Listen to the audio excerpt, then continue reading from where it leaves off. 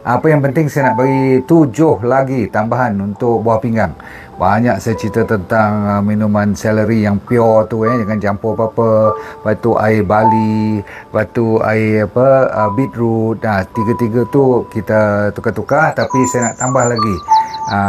Anda ambil blended watermelon ataupun gigit teruslah watermelon, makan elok-elok, okey.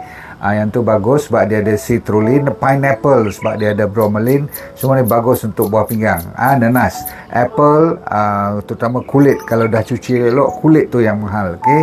Lepas tu lemon, tahulah sebab ada citric acid, semua tu bagus untuk cleansing buah pinggang kita, mencuci buah pinggang kita. Grape, anggur, sebab ada banyak resveratrol. Ni bagus ni, antioksidan ni kan. Papaya, buah petik, sebab dia ada papain dan dia ada vitamin C, bagus tu. Dan satu lagi banana, pisang, siapa tak tahu kan, dia ada potasium, dan dia ada orang panggil resistant starch, yang memang kita duk cari-carilah. Jangan lupa, ini tambahan untuk cuci buah pinggang. Bye.